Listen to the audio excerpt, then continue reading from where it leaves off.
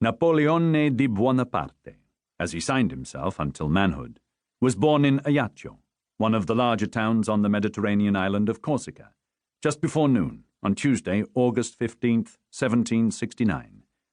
She was on her way home from church when she felt labor pains, he would later say of his mother, Laetitia, and had only time to get into the house when I was born, not on a bed, but on a heap of tapestry.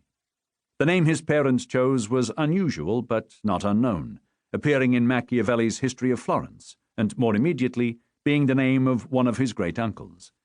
The Bonaparte family were originally landowners living between Florence and Livorno. A Florentine first took the surname in 1261. While the senior line remained in Italy, Francesco Bonaparte emigrated to Corsica in 1529, where for the next 2.5 centuries his descendants generally pursued the gentlemanly callings of the law, academia, and the church. By the time of Napoleon's birth, the family occupied that social penumbra encompassing the haute bourgeoisie and the very minor nobility. After he came to power in France, when people attempted to trace his family's descent from the 13th century emperors of Trebizond, Napoleon told them that his dynasty in fact dated back only to the time of his military coup d'etat. "There are genealogists who would date my family from the flood," he told the Austrian diplomat, Prince Clemens von Metternich, "and there are people who pretend that I am of plebeian birth. The truth lies between these two. The Bonapartes are a good Corsican family, little known, for we have hardly ever left the island, but much better than many of the coxcombs who take it upon themselves to vilify us." On the rare occasions when he discussed his Italian ancestry, he would say he was an heir to the ancient Romans.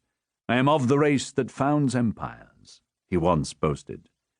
The family was far from rich, but it owned enough land for Napoleon's great-uncle Luciano, the Archdeacon of Ajaccio, to boast that the Bonapartes never had to buy their wine, bread, or olive oil. One can still see the millstone used for grinding flour in the basement of the large 3-story Casa Bonaparte on the Rue Saint-Charles in Ajaccio, where his family had lived since 1682. Napoleon's parents had another home in the countryside, some property in at least 3 other towns, a flock of sheep and a vineyard, and employed a nanny, maid, and cook. "There's no wealth in Corsica," Napoleon's elder brother Joseph wrote years later, "and the richer individuals hardly have 20,000 livres of savings. But, because everything is relative, our wealth was one of the most considerable in Ajaccio." The young Napoleon agreed, adding that luxury is an unwholesome thing in Corsica. In 1765, 4 years before Napoleon's birth, the Scottish lawyer and man of letters James Boswell visited the island and was enchanted with what he found. "Ajaccio is the prettiest town in Corsica," he later wrote.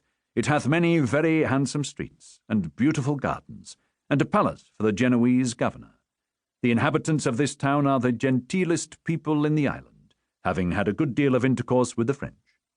3 years later, these people, some 140,000 in total, most of them peasants, were to experience considerably more intercourse with the French, who numbered around 28 million, than most had ever hoped for or wanted.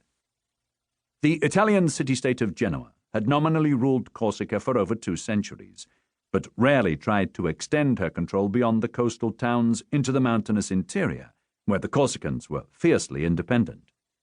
In 1755, Corsica's charismatic nationalist leader, Pasquale Paoli, proclaimed an independent republic, a notion that became a reality after he won the Battle of Pentecoste in 1763. The man the Corsicans nicknamed Il Babu, Daddy, quickly set about reforming the island's financial, legal, and educational systems, built roads, started a printing press, and brought something approaching harmony between the island's competing clans of powerful families. The young Napoleon grew up revering Paoli as a lawgiver, reformer, and genuinely benevolent dictator. Genoa had no appetite for the fight that she knew would be required to reassert her authority over Corsica, and reluctantly sold the island to King Louis XV of France for 40 million francs in January 1768. The French foreign minister, the Duc de Choiseul, appointed the Corsican Matteo Buttafuoco to rule the island. Paoli naturally opposed this, so the French sent a force of 30,000 men under the command of the harsh Comte de Vaux, with the task of putting down the rebellion, and soon replaced Botafogo with a Frenchman, the Comte de Marbeuf.